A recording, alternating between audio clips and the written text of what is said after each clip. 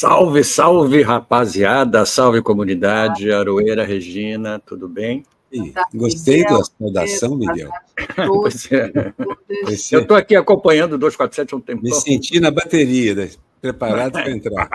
Gente, e um beijo para a Daiane, que a gente finalmente conheceu ela pessoalmente, veio visitar a gente. Ao vivo. Confraternizamos na noite de sábado, na casa da Regina, foi ótimo. Olha ela lá, toda alegre, mas é isso. E aí, meninos, tudo bem? Tudo bem. Acordamos, tudo Brasil. Acordamos hoje com susto, né? Eu achei que era fake news na primeira notícia que eu vi, que o primeiro lugar que eu vi foi no Sol do Vilas, do Alberto Vilas, que é o primeiro jornal que eu abro, entendeu? Aí eu falei, ué, aí fui pesquisar nos outros, estava lá, entendeu? Estava lá. Eu vi logo aqui no 247. E fiquei... Bom, aí começou a dar todo mundo... 7h pouco da manhã, a gente já sabia disso, né? E falando da operação, todo mundo aqui que está acompanhando já sabe, né? A cirurgia que o Lula fez na cabeça, do lado esquerdo, o coágulo foi totalmente drenado, ele estava fora do cérebro, e foi feita uma coisa que chama... um procedimento como é que chama? Trepanação. Trepanação, que é um furinho para tirar aquele sangue que está ali, muito antiga, aquele coágulo. Muito antiga. Há registros arqueológicos de trepanação feita entre romanos, por exemplo, onde as bordas do osso cicatrizaram e tudo mais, não tinha a recuperação da tampa, ficava um buraco, mas a roda, entendendo, recuperava porque o osso cicatrizava, voltava. Então, os caras sabem que a operação foi bem sucedida. Ainda por cima, isso. Durou 2 horas. O Dr. Cato falou, essa é a operação mais simples de todas, é externa ao cérebro. De todas as operações. É resultado da pancada. Então, enfim, o hematoma foi removido, o cérebro está descomprimido, ele está com todas as funções neurológicas preservadas, segundo os médicos, e agora é descansar e pegar leve, né, Aroeira? O Dr. Cato comentou isso na entrevista com a Daiane. Ele falava sobre... ele confia em que o Lula, como bom militante, e ele, como também reconhece que os militantes, os socialistas, são muito disciplinados. Obedientes. Disciplinados, ou seja, se é uma coisa necessária para se fazer, será feita. Né? Muito mais do que o Lula é disciplinado, mas é inquieto. Então... Lula é disciplinado, mas não só inquieto, como aí vem a pergunta. Ele tem uma responsabilidade tão grande sobre os ombros que ele vai pesar o custo-benefício e o tempo de recuperação será também um tempo político. Infelizmente, o correto, para mim, seria que ele ficasse realmente de molho o tempo necessário, muito tranquilo, etc, etc. Né? Tem uma questão... que ele não, depois dessa operação, qualquer operação de cérebro, não é bom pegar avião. Então, eu fico imaginando que ele talvez passe um tempo na casa dele, aí em São Paulo, e depois vá de algum transporte terrestre, né? No momento, ele ainda vai para o quarto daqui a 48 horas. Sim, vai ficar uns dias no hospital ainda, vai né? ficar um tempo no hospital. Esse tempo vai variar e tal. Mas, seguinte, pegar leve significa não só não andar de avião, ele deve evitar, isso eu estava vendo com a Daiane, entrevistando o doutor, ele deve evitar até mesmo movimentos excessivos, a região aqui, sempre, é um negócio que exige, e como é próximo, externo ao cérebro, mas ali do lado, uma consequência de uma batida do cérebro contra a caixa craniana. Como é ali do lado, existe também um certo acompanhamento, do ponto de vista neurológico, etc, etc. Então, assim, é uma coisa tranquila. O próprio Dr. Cato fala assim, é uma operação tão antiga que foi feita no Lula que a gente controla ela muito bem. Altíssimas chances de tudo correr super bem. E também das mais simples no sentido de que é externa. É ali entre o crânio e o céu. Não é no cérebro. Não é no cérebro, não é dentro do cérebro. É do lado de fora. Entendo que seja, né? Mas não é. É um hematoma típico de quem bate um cotovelo, a mão, um joelho. É um hematoma típico de uma batida, que apareceu depois porque era menor, bem menor do que o outro, e acabou surgindo depois, porque vai se filtrando, criando até aparecer os sintomas mesmo. Então, não é para a gente ficar apavorado, nem nada. É para a gente ficar tranquilo e pensar que o companheiro Alckmin tem uns dias aí pela frente, até na charge, vai acumular o trabalho, né? Algumas horas de voo, para ele acumular algumas horas de voo aí, algumas horas de voo. Eu me lembro sempre de um espetáculo americano musical dos anos 20 dos Estados Unidos, que o vice-presidente entrava na fila para visitar a Casa Branca para poder conhecer a Casa Branca, entendeu? Porque era o único jeito que ele tinha, como turista, de conhecer a Casa Branca. Não tem. Talvez o Alckmin vai conhecer outros aspectos do governo, mas ele já substituiu o Lula. Ele já tem. E eu tenho certeza que mesmo de repouso, não vai haver nenhuma política importante a ser tomada, uma decisão política importante a ser tomada, sem consultar o presidente. Não, eu acho que ele continua governando de onde ele estiver. O que ele não pode é ficar viajando, pegando avião, indo para cá, indo para lá, se estressando. Por mais que ele seja carismático e necessário nessas funções. Mas ele é mais necessário, bem de saúde daqui para frente. Né? E essa decisão sobre as emendas, que está sendo uma chantagem escancarada do Congresso, que não tem a menor vergonha na cara, e o Lula está tentando torear isso. Os tempos não são de vergonha na cara. Não, eu sei, exatamente. Mas você acha que vai esfriar um pouco esse embate?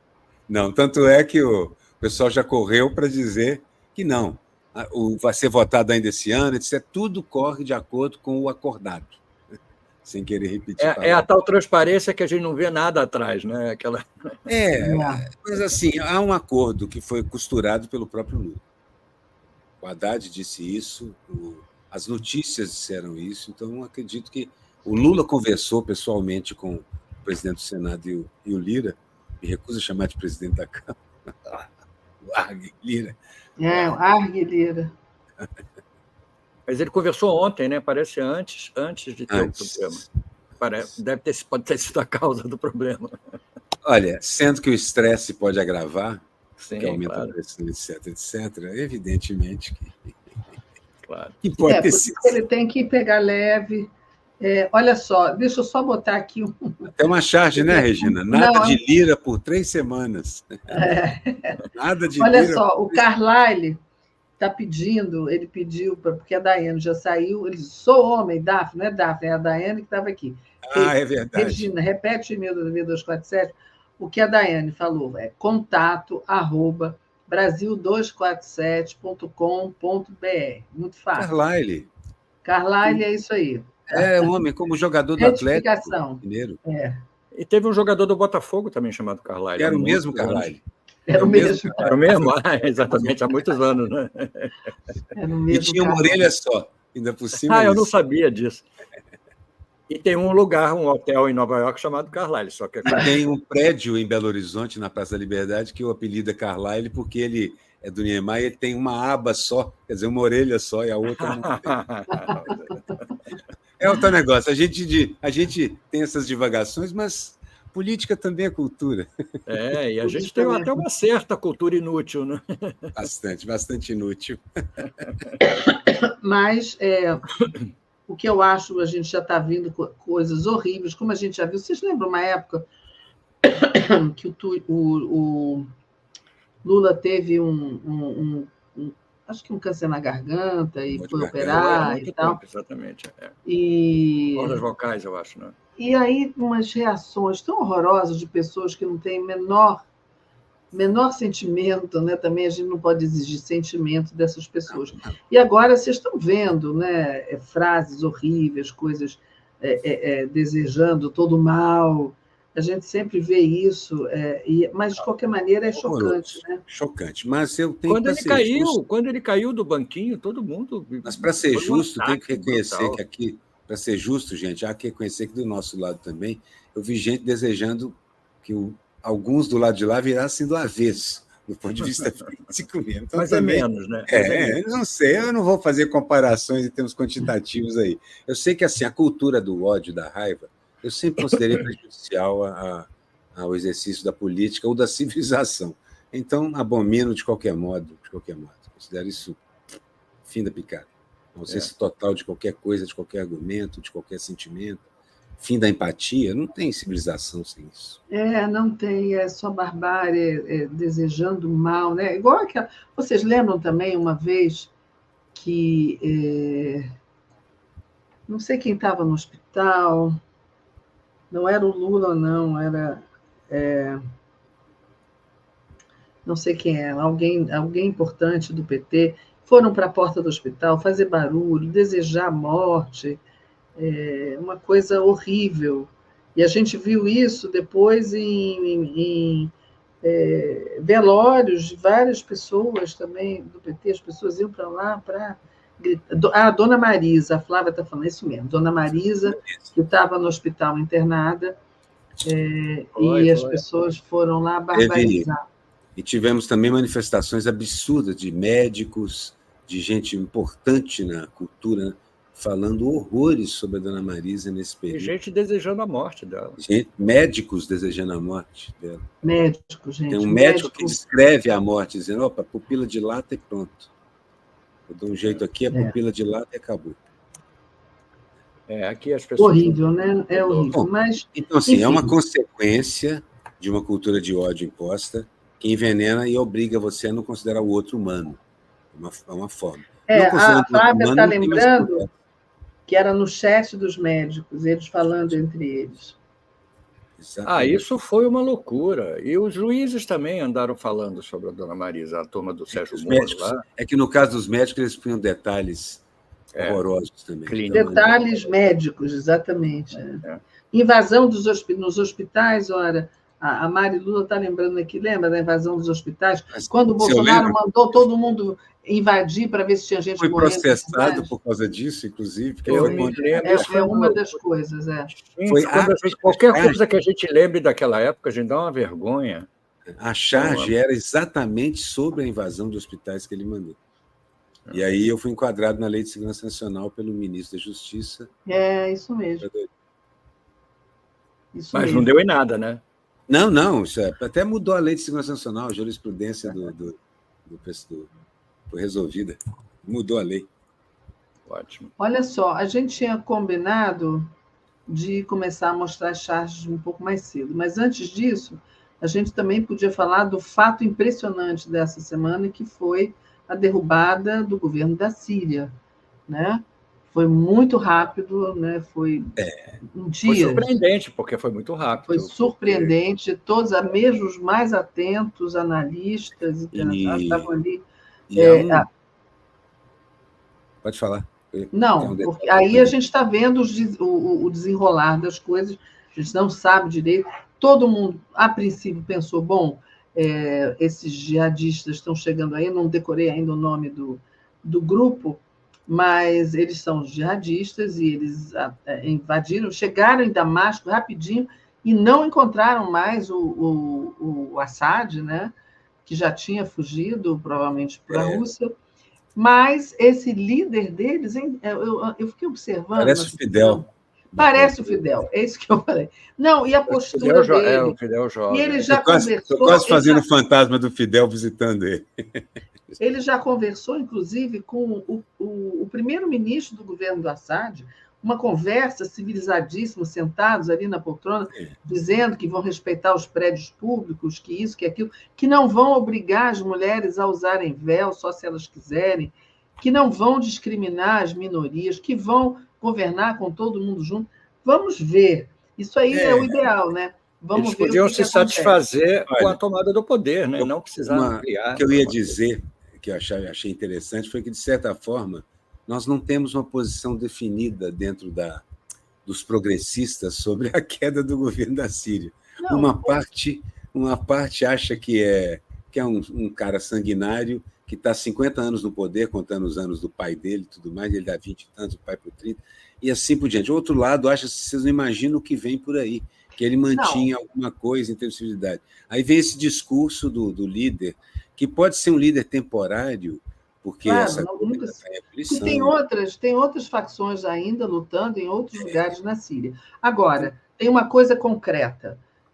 Israel bombardeou o sul da Síria. Invadiu. E a ONU condenou essa, e eles estavam, dizia-se que eles estavam, os soldados israelenses estavam a 20 quilômetros de Damasco. Eles fizeram mais de 300 ataques às instalações militares sírias, ou seja, a Síria hoje está sem aparato militar, né? Porque foi bombardeado por Israel. Então, você tem um lado, né? Eu estava vendo o Legene hoje falando, e ele lembrou do general americano, o Wesley Clark, que disse na época, não sei quanto tempo atrás, que era preciso, em não sei quantos anos, destruir 5 países, 5 ou 7 que ele falou, no Oriente Médio. O Iraque, que foi destruído, a Líbia, que foi destruída, o Líbano, que está sendo destruído já foi novamente, destruído uma vez. Somália, Sudão, Líbia, né, Síria, agora que a gente está vendo, Sudão e Irã. O negócio é chegar no Irã. Então, a gente não sabe quem apoiou esses rebeldes, porque certamente eles tinham armamentos pesados. Os americanos meio que tiraram o corpo fora, os russos, em acordo ali com a Turquia e mais não sei, acho que o Catar, já também disseram, olha, a gente não vai poder fazer nada, estamos aqui concentrados aqui com a Ucrânia. Então, quem é que armou esses rebeldes? Isso não interessa a Israel? Não sei se Israel tem capacidade de armar esse rebelde. Não tem. Não tem.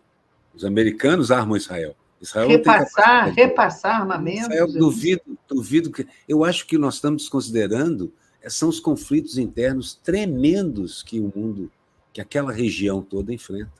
Há conflitos internos muito grandes. Por isso que eu quis ressaltar esse aspecto. A confusão no cenário internacional. Nós, progressistas, a direita, todo mundo inseguro sobre o que dizer da queda do Assad. Porque ainda estão investigando, também não sabem. E eu acho que não é um caso de uma das potências ter armado. Não é esse não o caso. Não sei também, porque de onde vêm esses armamentos tão pesados? Eu acho que é um acúmulo de... bom, esses armamentos tão pesados estão dando sopa naquela região conflagrada e volta e meia alguém tem aquilo capturado de um lado ou de outro, porque quantas pequenas guerras estão acontecendo desde que o Bush invadiu o Iraque pela primeira vez, desde que o Bush pai invadiu o Iraque pela primeira vez, que a região não tem 15 minutos de paz. E tem muito material bélico andando de um lado para o outro lá. O que eu quero dizer é que não é necessário uma única potência financiar ou coisa parecida. Não, isso a gente vai saber no futuro. Interesses internos da República dos Árabes, de Israel e de outros é que estão agindo. O resto do mundo está achando que sabe o que está acontecendo e, na verdade, é aquele negócio, né? Todo mundo acha que a América controla Israel, que a Rússia controla... E quem sabe se não é o contrário? Se esses grupos estão pautando a geopolítica mundial por causa dos seus conflitos internos. Não, olha, tem sempre envolvimento das grandes potências. Claro. A gente viu com o Exército Islâmico, né, que foi apoiado pelos americanos, depois eles se tornaram aqueles terroristas bárbaros. A Silvana está lembrando aqui o nome do grupo, que todo mundo está conhecendo por HTS, porque é tão difícil de falar, Hayat Tahrir al-Sham, né, que significa Organização pela Libertação do Levante, ou Comitê de Libertação do Levante. Obrigada, o nome Silvana. aí é interessante, hein? O nome é interessante porque mostra um pouco do que acontece. É o Levante. E o Eduardo está lembrando que o nome de guerra do líder é Mohamed al-Julani, traduzido é Zé do Golã. A família dele foi expulsa do Golã pelo sionismo. A gente lembra que as colinas do Golã eram sírias e estão ocupadas por Israel. É de lá que vem a água de Israel. E é por isso que é Falando em Golã, eu queria dizer que a comentarista da Globo News, Dani Lima, que é aquela loura, né, que foi uma das últimas aquisições da Globo News, queria dar a notícia, foi a primeira a falar da queda do governo e queria falar sobre as colinas e ela não sabia o que eram as colinas de Golã. Eu nasci ouvindo falar das colinas. E eu cheguei aí lá. Ela falava colina de Gohan, colina de Goan, aí alguém corrigiu para ela, não continuou falando errado, entendeu? Eu acho que ela precisa voltar para o colégio. Gente, tu tem que desligar que está tocando. Na verdade, eu acho que assim, é porque para nós, até nas tiras da Mafalda, esses locais e personalidades apareciam. Sim, claro. É verdade. A gente está vivendo hoje um período de extrema tensão mundial, de uma guerra fria e quente ao mesmo tempo, como também foi aquele momento. Guerra fria e quente ao mesmo tempo, acontecendo o tempo inteiro. Por isso que eu acho o seguinte, Gente, os interesses da região estão começando a gerar uma massa crítica pavorosa para o resto do planeta. E esses interesses eram só dos países ocidentais há pouco tempo atrás, e agora as potências locais, eu falo de Irã e Israel, por exemplo, têm sua conta própria. Mas nós temos que confessar que nos pegou todos de surpresa. Ninguém tem uma opinião Nós não formada. sabemos o que dizer, porque pode ser pior e pode ser melhor. Para a população síria, eu tenho certeza que vai continuar pavoroso e vai ser pior, talvez. Não, olha, não sei. Alguns sírios aqui no Brasil que deram entrevista estão animados para voltar, porque eram perseguidos pelo governo do Assad, que, cá entre nós, era um governo sanguinário mesmo. Vocês viram as prisões? Eu tenho charge de 10 anos atrás. Eles libertaram todos os prisioneiros, o que já foi um bom sinal. Libertaram os prisioneiros, mostraram como eram as prisões, querem levar muita gente do governo Assad para os tribunais. Conversou com o primeiro-ministro. Então, liberaram os prisioneiros para abrir espaço para a leva nova que vai entrar. Não se sabe. A gente, desculpa parecer pessimista, mas... Olha, o Lula foi operado no Hospital Sírio-Libanês, o que também é um bom sinal. Gente, eu não estou querendo ser debochado, mas, gente, é um fato histórico que, durante esses períodos, ainda mais com todo o clima de tensão que existe ali, eu acho muito pouco provável que a população síria tenha um refresco. Acho pouco provável, gente. Olha, eles estão... muita gente voltando, muita gente que fugiu para a Turquia, para o Egito, está voltando, na esperança. Né? Eles distribuíram pão, distribuíram bujão de gás. A gente não sabe. Pode... Inclusive, a gente não sabe nem se são eles que vão ficar no poder. Isso que eu falei, esse é o líder. Tem muitos grupos naquela frente. Tem um líder temporário. A guerra civil durou muito. A guerra dentro da Síria foi complicada. A gente sabe que o Assad, ele era, dos países ali da região, o mais anti-Israel, né? Tinha apoio da Rússia, tinha apoio do Irã, por ali passava muita coisa para Gaza, né? Sempre quis também ser ocidentalizado, um pouco mais do que a média. Não era um governo islâmico, né? Não era. Como esses, como são. Parece uma revolução parecida com a do Irã, dos ayatolás. O que é assustador quando você pensa no que aconteceu. Sim, mas parece, mas também não parece, entendeu? É uma incógnita para a gente. Eu estou usando um princípio da matemática que diz o seguinte: a hipótese mais provável, a mais simples, costuma ser a mais provável, a mais simples. E a hipótese mais simples é o seguinte: o país conflagrado, vivendo uma situação chave, uma posição chave, dentro de um lugar extremamente conflagrado, onde um governante por 50 anos é deposto, as prisões são esvaziadas de forma... sem nenhum tipo de critério, simplesmente abre e sai todo mundo. Eu tenho a impressão, de verdade, que não dá para prever bons dias nos próximos tempos para a população síria. O destino de Líbano, de Iraque, de todos os países que passaram por esse tipo de processo é muito ruim, gente. Eles foram demolidos, você falou muito bem, a força militar demolida, mas também a estrutura do Estado é demolida nessas situações. Gente. E aí deixa de ser um país... demora a construir. O Líbano vai passar por isso 2 vezes agora, a segunda vez agora. A gente ouviu, isso foi demolido, eles acabaram com o Iraque, com a Líbia, eram países avançados, tinham progredido muito, o povo vivia bem, eram ditaduras islâmicas, quer dizer, não eram islâmicas, nem Iraque, nem a Líbia, nem o Gaddafi. O Iraque, seculares. Seculares, exatamente.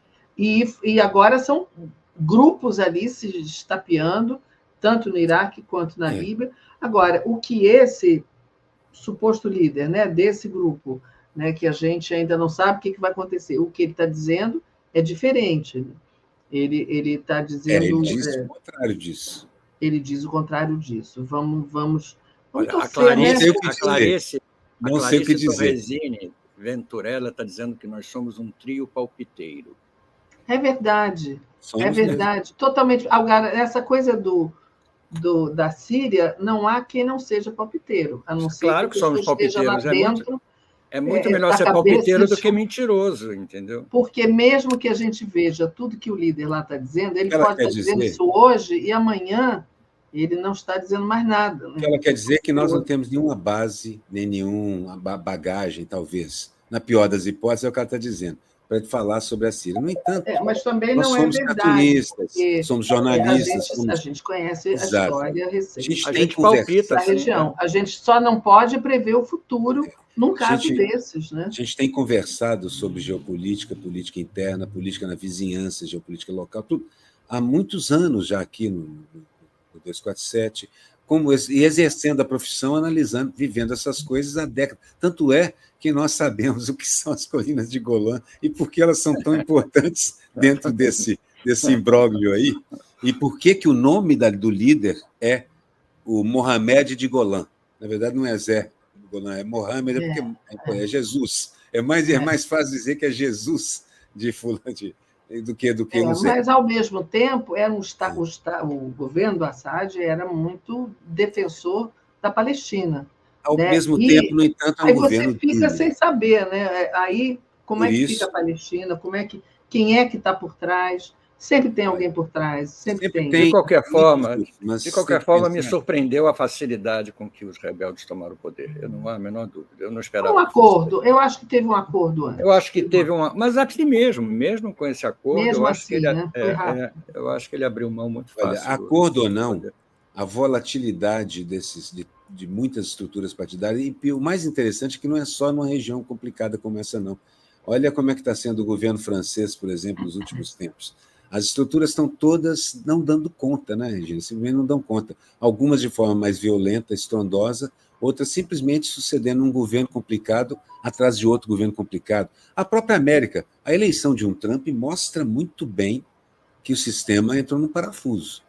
A reeleição de um cara feito Trump, depois de ter perdido, né, entrou no parafuso. Nós somos palpiteiros, mas com uma certa base, como praticamente todo mundo. Obrigado. Praticamente todo mundo que milita na análise política hoje. Porque as ferramentas que qualquer escola tem aí, qualquer professor da sociologia, da antropologia, não estão dando conta de lidar com redes sociais, com o crescimento do fosso, com o surgimento dos bilionários estrelas e assim por diante. Nós todos estamos dando palpite porque o mundo está... Nós somos o tambatri do jornalismo brasileiro. Olha só. Quem dera, o tambatri é muito chique, hein? Lela dizendo uma coisa que eu falei antes, Israel está acabando com a possibilidade de defesa militar dos sírios.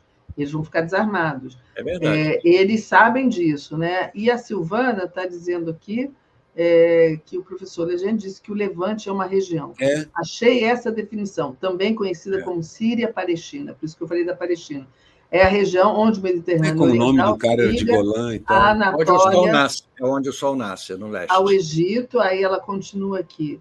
Atualmente compreende os países do Chipre, Síria, Israel, Jordânia, Líbano, Palestina, sul da Turquia e norte do Sinai. É onde o sol nasce, o Levante. Agora, tirando o Chipre, o resto é local de tensão. Dizendo assim, sem falar que estão destruindo uma das cidades mais antigas do mundo. Damasco e tem coisas muito importantes, históricas, mas eu não vi ainda a cidade sendo destruída, como o Estado Islâmico fez com aquelas estátuas, lembra? É verdade, eu também não vi isso, não. Não, eu acho que não aconteceu. Acho que não aconteceu. Não aconteceu, espero que não aconteça. Como o Miguel falou, assim, é como se o regime tivesse caído, simplesmente. Caído de podre. E a Marlene dizendo, olha, muitos desses prisioneiros eram ligados ao Estado Islâmico. Coitados dos cristãos, agora com a queda do Assad. Que Deus os proteja dos terroristas que agora assumiram a Síria. É o que eu penso. Batendo palma. Pois é, não é para bater palma, nem é para cair de pau. Eu acho que a gente tem que aguardar mesmo para ver observar. Mas a Marlene tem alguma razão, porque tem. É um negócio, né? Um grupo oprime outro, que oprime outro, e alguns deles têm conexões, ora com a direita do mundo, ora com a outra direita do mundo, ora com o Ocidente, ora com a Rússia. Mas olha, e esses acordos são quase ininteligíveis para a gente. Por isso que desde o começo eu falei, olha, o Hamas, ela está dizendo nela, o Hamas vai sucumbir porque o armamento entrava pela Síria. E quem mais se beneficiou com a queda do Assad na região foi Israel. Não tem a menor dúvida. E está quietinho, né, Israel? Engraçado. Não está quietinho, não. Invadiu o sul do Líbano. Não, de dar opiniões. Dar opiniões não está dando. Síria. Está invadindo. Está invadindo. Ela está, assim, sem fazer muito ruído, invadindo o sul da Síria. Exatamente. É isso mas que eu fez o ruído. Eu vou começar a passar eu acho que o charge, exército, a capacidade de defesa da Síria já estava muito reduzida, porque a queda mostra que, pelo menos no quesito moral da tropa, essa queda é absurdamente rápida. Foi rápida, foi muito rápida. E para muita gente lá foi porque era um regime de repressão mesmo. Isso não tem a menor dúvida. Né? Voltando ao nosso tema inicial... O único exército mesmo da região é o Irã, viu? Não tem jeito. O nosso atual presidente. Essa era para ser a última charge, acabou sendo a primeira. Mas acabou sendo a primeira, pois é. Ela é... Vamos ver. Salve, Geraldo. É o susto que nós levamos todos. Geraldo, seguinte, estou indo ali fazer uma craniotomia, uma trepanação, você toma conta para mim aí, se precisar me liga. Eu vi que a coisa foi um pouco nesse sentido e eu fiquei... É um sobressalto só, não tem um dia nesse país... Olha, há muito tempo que a gente já tem medo de acordar, né, e saber o que aconteceu. Levanta e eu já levo a mão para o celular, pensando assim, deixa eu acordar de verdade. Eu também, eu sempre abro o celular. Que negócio. E aí tem a cena do quadro, né? Qual? Do grito. Ou do Esqueceram de Mim, para quem preferiu o cinema. Nossa, que humor terrível, mas é terrível. Quem é que morre? São os pobres, né? Você viu o rico morrendo? Então, a gente vive falando aqui, qualquer coisa que aconteça na história da humanidade, em qualquer momento, vai cair primeiro em cima da cabeça do pobre. Essa charge é que iria ser publicada hoje. Eu fiz ontem à noite, sem saber que Lula estava sendo operado, inclusive. Porque essa é a queda de braço. Senado e Congresso agindo juntos na mesma direção. Libera as emendas PIX. O Dino não deixa, não vai liberar. Então, ela tem que ser negociada de outra forma. E não tem que liberar mesmo. E não tem que liberar. Mas o Haddad disse que o Lula e o Congresso estavam negociando e que tinham chegado a um acordo que vai ser cumprido na votação, etc, etc. Isso significa que foi negociado. Então, alguma coisa será liberada. Alguns bilhões, não é que vão pelo ralo, mas alguns bilhões de reais vão ser negociados assim, vão ser entregues ao país, entre aspas, sem ser pelo governo federal. Vão ser usados em campanha, contra a gente, assim por diante. Igual foi na eleição municipal pela qual nós passamos agora. Isso aqui foi uma reflexão que eu fiz, que é muito verdadeira, eu acho que todo mundo gostou muito, porque é verdade, você ser contra as câmeras uniformes é a mesma coisa que você ser contra a transparência. Você não quer que a verdade seja revelada, né? Criar provas contra si. Gente, a polícia eu não entendi. Todo dia tem um caso, todo dia tem uma coisa. Tá muito demais. Eu não entendo muito bem, assim, qual é o argumento para a câmera que a polícia liga e desliga. Não compreendi. Eles não querem mostrar. Sim, não. Claro, eu sei por quê. Agora, eu não compreendi qual é esse argumento, exatamente. Para se usar uma câmera que possa ligar e desligar. Porque eu não sei. Para não gastar vídeo, mas não gasta. Está passando. Porque tem mais charges com as câmeras. Bom, essa ainda sobre o Assad. Essa imagem me impressionou muito. Esse desenho. Essa imagem me impressionou muito. A parede com um buraco enorme onde era a cara do Assad. Foi explodido ali de alguma forma. Impressionante. E aí eu botei o Assad fugindo por ali. Aqui são os números, né, os famosos números do governador. Mas o Tarcísio se reuniu com os coronéis hoje. Da PM? Eu não acredito nele, não. Não. Ele me parece... Bom, não sei o que dizer, mas é uma promessa muito oca ele dizer que mudou de ideia e que agora... E, ao mesmo tempo, defender que a câmera seja ligada... Quem caiu nessa conversa... Ou controlada remotamente. Quem caiu nessa conversa aqui, em homenagem ao nosso maestro. Homenagem ao Tom, que agora alguns dias atrás, dia 8, se não me engano... Foi ontem. 8 de dezembro. Dia 9, foi 8, foi anteontem. Anteontem. O Tom morreu no mesmo dia que John Lennon morreu. Foi a gente 30 anos sem o Tom. Até hoje à noite a gente vai tocar algumas coisas do Tom Jobim para manter. No dia mesmo, que foi no domingo, eu toquei bastante coisa do Tom lá, Não sabia ainda, só quando cheguei em casa que eu percebi que tinha, que era, por coincidência, a gente tinha feito muito Tom Jobim. Como sempre, o mesmo assunto, os pobres sendo filmados e mortos. Pobres e negros, né? Claro. Essa charge foi da comunicação. O Lula, antes de ter o incidente dele, ele estava reclamando um pouco da comunicação do governo. Reclamou bastante, aliás, não foi pouco. Aqui o episódio horrível do saco de lixo sendo jogado da ponte. Ai, que coisa, né? Que coisa horrível, né? Engraçado que ele disse no depoimento dele que ele só queria levantar o cara para se ajudar e o cara escorregou. Ele claramente aparece ele pegando o cara, levantando. Não, claro, gente, ele pega na perna e joga. Eu achei até fácil demais. Isso aí quando o Eduardo se lançou candidato e o pai cortou logo o barato dele. O candidato sou eu. Eu espero que eles briguem muito, dê muita briga de família, entendeu? Cada vez que eles começam a disputar o espólio, eu corro para botar uma pipoca no micro-ondas.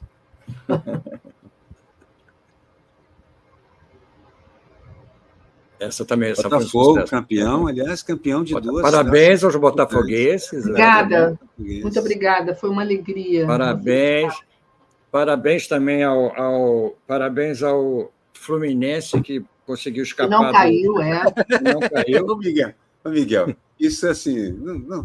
Não, e ajudou o Botafogo. Miguel, isso vai melhorar. Ajudou de qualquer forma o Botafogo. Eu quero dar os parabéns para o Sérgio Augusto, um dos mais notórios e importantes botafoguenses. Verdade. Tem o Antônio Graça, tem o Mauro Senise, tem a Regina Zappa, tem muito. O Antônio lá do Belmonte, onde nós costumamos. Antônio do Belmonte, exatamente. Gente, olha, outro dia eu estava vendo, acho que foi um TikTok, ou sei lá o que era, o cara fazendo uma gracinha, dizendo assim, gente, eu queria fazer uma pergunta que não quer calar, que eu fiquei muito intrigado, de onde saiu tanto botafoguense? Porque a televisão mostrava assim, Manaus, aí aquele monte de botafoguense. É verdade, eu fiquei surpreso. Fora do Rio, há um contingente muito grande de botafoguenses. Dentro do Rio é uma flamenguistas história um também, flamenguistas mais. Também. Mas dentro do Rio é um pouco diferente. Mas fora do Rio, eu sei porque eu de Minas Gerais e havia muita gente em Belo Horizonte que era botafoguense, não era cruzeirense, atleticano, americano, nada disso, era botafoguense. Então, em Minas Gerais havia muito botafoguense. E ainda bem que o Bolsonaro nunca se disse botafoguense, né? Acho que é um dos times que escaparam do Bolsonaro. Viu? Fluminense, Botafogo. Deus, ele nunca botou a camisa do Botafogo. O presidente do Flamengo, que era bolsonarista, foi derrubado ontem na eleição do Flamengo. Na eleição, então, isso era um bom e sinal. O Botafogo, todos saíram... As câmeras. Isso é o arrependimento dele. Né? Será que ele está arrependido? Ele está falando isso porque pegou mal eu demais. Acho assim, eu acho que ele estava completamente errado sobre a câmera corporal, mas como eu completo na charge, está errado sobre todo o resto também. Mas isso fica para as outras charges que a gente for fazendo pelo caminho. E sobre ele. Não vai faltar. Porque ele está errado no resto também. Ele está errado nas escolas militares, ele está errado em tudo mais. Toda essa visão dele de extrema-direita é uma visão danosa para o planeta, é danosa para o indivíduo, é danosa para o coletivo, é danosa para a sociedade. E, infelizmente, nós estamos tendo que disputar centímetro a centímetro com esses cretinos a hegemonia, os corações e as mentes das pessoas. É verdade. É um desastre isso. A gente tem que... é exaustivo às vezes. Olha só, o André Lobo disse que a Praga botou a camisa assim. A Praga, vocês sabem quem é? Eu falando que ele não tinha botado botou a camisa do Botafogo? Ele Jura? falou que botou. Pode ter botado. Essa aqui é sobre as câmeras também ainda. Sobre as câmeras. Claquete. A claquete das câmeras. Aqui é o mesmo assunto da briga de família. O Eduardo está elegível, mas não devia. Acho que se você pega o passado do Eduardo, você acha que ele também devia ser considerado inelegível. Não, também claro, acho. Lógico, evidente. Essa aqui eu achei muito bonitinha.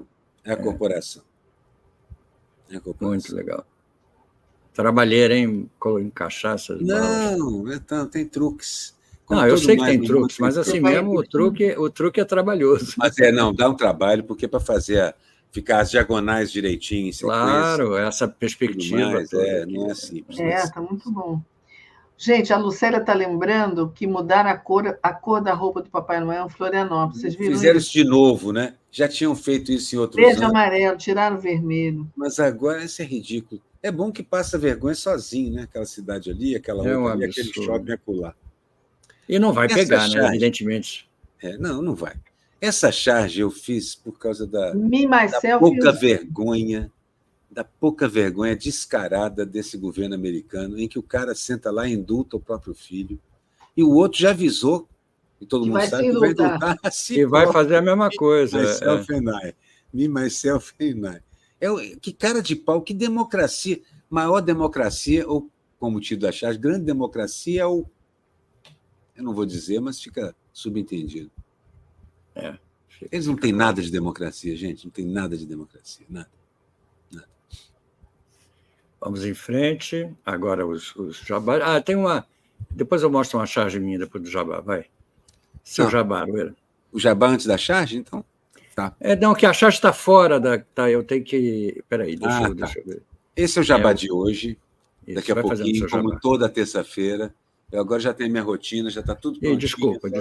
É só levantar aqui, pegar um instrumento, a minha sacola com a mesa de som, essas coisas, que eu tenho aqui uma malinha, e caminhar lá para o Deza Botequim, que fica aqui no Flamengo, no Rio de Janeiro, e é na Travessa dos Tamoios.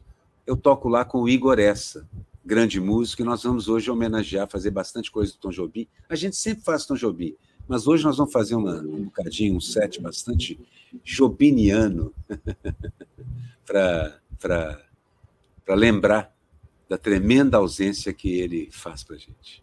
É tremenda mesmo. É muito chique, é muito bom. E na Vocês vão sexta-feira... fazer hoje é o Sérgio Sampaio? Sampaio, meu amigo Sim, querido, adoro. Sérgio Sampaio, genial, Sérgio Sampaio, lá de Cachoeiro do Itapemirim. É, Doido varrido, meu doido amigo. varrido. O meu querido amigo Kiko, com quem eu toco, o Kiko Chaves, com quem eu toco sempre, que vocês conhecem, morou com ele. Não era fácil. Um cara genial. E muito amigo do Renato Pial. Renato Pial, todos vocês conhecem, é um grande músico. Foi arranjador e compositor do Tim Maia, do Luiz Melodia.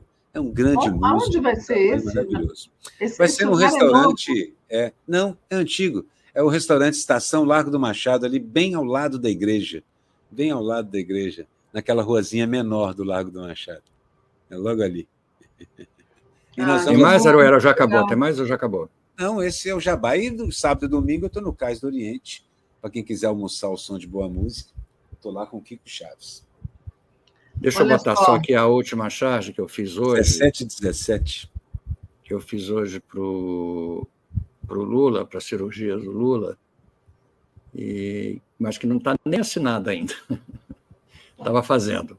Estou fazendo. Cabeça dura. Sou cabeça dura. É isso aí. Quero só dizer para Marlene Costa, quero dizer, poxa, eu queria ter um time para chamar de meu. É uma forma de esparecer. Venha para Botafogo. Aproveita que tá aproveita que o Botafogo está na onda, só dá Botafogo. Tá numa fase boa. E amanhã tem jogo do Botafogo contra o Pachuca. Pois é, acabou o jogo do Brasileirão, Pachuca. Já embarcaram, né? Para o Campeonato Mundial, é isso? Eu soube que eles embarcaram num jatinho que o Textor mandou para eles, lá do time me explica aí, o que vai acontecer agora? Tem um outro jogo? Agora tem um campeonato intercontinental. Tem 2 jogos de semifinal, e se ele passar, ele joga com o Real Madrid. O Madrid é o último, agora é o mexicano. E os europeus, para taxarem bem a hegemonia, só jogam a final. Os outros têm que disputar, se matar antes. Mas eles já disputaram antes, não, né? Eles não têm a Eurocopa? Quem? O Real Madrid? O Real Madrid não tem uma Eurocopa. Tem. Eles ganharam a Eurocopa. Mas o Botafogo mas o Botafogo ganhou a Libertadores, sempre foi assim. Mas ele não disputou o resto. Ele não disputou, por exemplo, com o México. Ele não disputou. Mas antes era assim, o da Eurocopa também disputava com o campeão da Ásia, não me lembro agora. Inclusive. Eles faziam uma semifinal. Pegou essa moleza? Eu estou torcendo que o Botafogo ganhe do Real Madrid, inclusive, entendeu? Para calar a boca desses espanhóis. Parabéns aos botafoguenses, então, por mais essa conquista, e quem sabe não vem mais. É isso aí. Parabéns. É isso aí. Agora a gente pegou o gosto. Agora também o nosso técnico, né, subiu o valor dele, né? Eu fico com medo de levarem ele embora para outro lugar, né? De comprar nosso cheque. Tomara que não. Eu não faço mais isso, eu já torci muito, mas hoje em dia eu estou livre do vício. Não, eu voltei a torcer, né? Porque quanto tempo eu fiquei... Não tinha como. Eu não posso voltar. Já estou há quase 15 anos sóbrio. Mas o que era? Qual era o seu time? Era Flamengo? Eu torci para o Atlético Mineiro e para o Botafogo. No dia da Libertadores, eu fiquei assim, com um sabor agridoce o tempo inteiro. Se tanto faz quem ganhe, eu vou ficar alegre e triste ao mesmo tempo. Se eu estivesse torcendo ainda, né? Encerrar bem, viva o Carlyle, entendeu? Que jogou nos dois. Inclusive, o Carlyle veio de explicar aqui, ele estava explicando que o nome dele é por conta desse grande Carlyle. Carlyle, exatamente. E ele disse que o dele também é nosso... Não, o dele é por conta desse jogador. Nosso companheiro aqui. Gente, passamos 1 minuto do nosso tempo. Beijo para todos. Eu acho que eu não estou podendo fechar, mas vou botar aqui a nossa... Não, está aqui. Terminar a transmissão. Para mim está tudo normal. Eu vou botar aqui o encerramento, você termina. Você bota o encerramento, eu termino. Tá bom. Tá bom.